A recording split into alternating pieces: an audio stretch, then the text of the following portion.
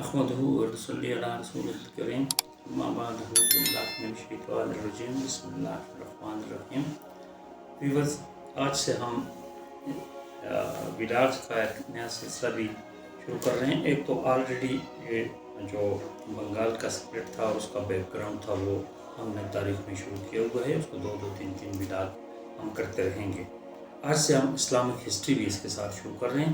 اس کا جو پہلا ٹاپک ہمارا ہوگا وہ اسلام سے پہلے عرب کی حالت ہے۔ اسلام سے پہلے وہاں پر کیا تھا، سیاسی حالت کیا تھی، مذہبی حالت کیا تھی، سماجی حالت کیا تھی، اس کو ہم ڈسکس کریں۔ سب سے پہلے ہم لیتے ہیں سیاسی حالت۔ نسلی اعتبار سے عربوں کو دو حصوں میں تقسیم کیا جا سکتا ہے، یعنی کیتانی عرب اور عدنانی عرب۔ کیتانی عرب یہ لوگ عرب کے اصلی باشندے ہیں۔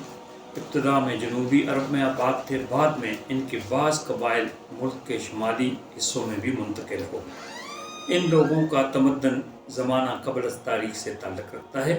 انہوں نے عرب میں عظیم الشان حکومتیں قائم کی۔ اس ملک کی قدیم تاریخ کے تمام تر واقعات جو ہیں، قدیم تاریخ تمام تر ان سے وابستہ ہے۔ یہ کیتانی عرب ہے۔ دوسرے عدنانی عرب، یہ لوگ حضرت اسماعیل کی اولاد میں سے تھے۔ ان کے قبائل وسط عرب میں آباد تھے اور اعلیٰ تہذیب و تمدن سے بہرور نہیں تھے، جو عدنانی عرب تھے، حضرت اسماعیل کی اولاد جو تھے۔ ان کی زندگی صحرائی اور قبائلی تھی۔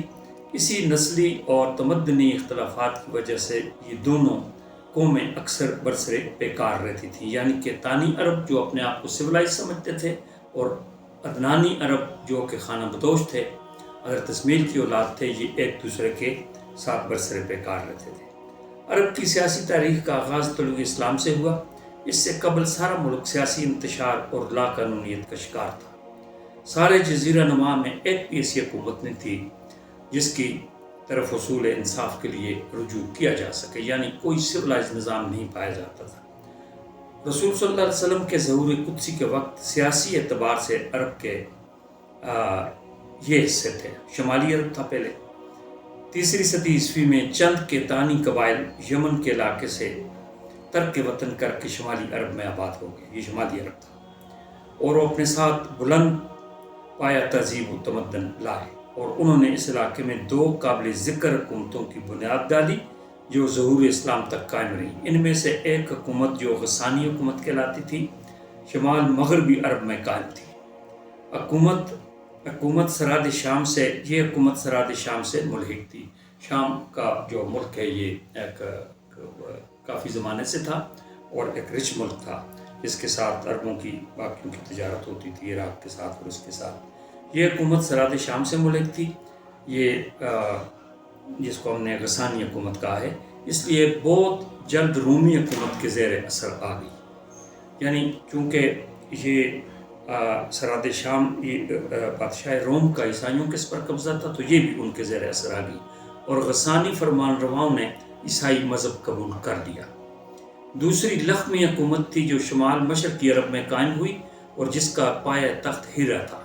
اس کی سرحدیں عراق سے ملتی تھیں، اس لیے یہ حکومت ایران کی ساسانی حکومت کے زیر اقتدار آ گئی۔ ایک رومی حکومت کے زیر اقتدار آ گئی، عیسائی حکومت کے، اور ایک اس وقت کی جو دوسری سپر پاور تھی، ایرانی حکومت، ساسانی حکومت جسے کہا جاتا تھا، ان کے زیر اقتدار آ گئی۔ چونکہ ساسانی اور رومی حکومتیں ایک دوسرے کے حریف تھیں، اس لیے غسانی اور لخمی فرمان روا بھی باہم نبرد آزمائی میں مصروف رہتے تھے، ایک عیسائیوں کی طرف سے اور ایک ایرانیوں کی آتش پرستوں کی طرف سے۔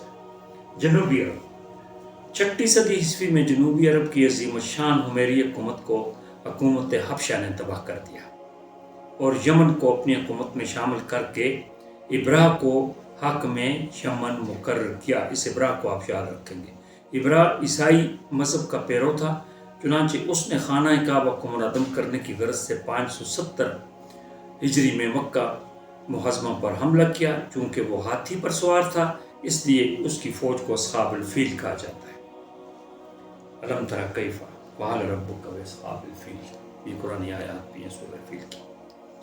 یہ مہم بری طرح ناکام ہوئی اور خدا کی قدرت سے ابرہ کی ساری فوج تباہ ہو گئی، یعنی یہ بہت بڑی فوج لایا تھا۔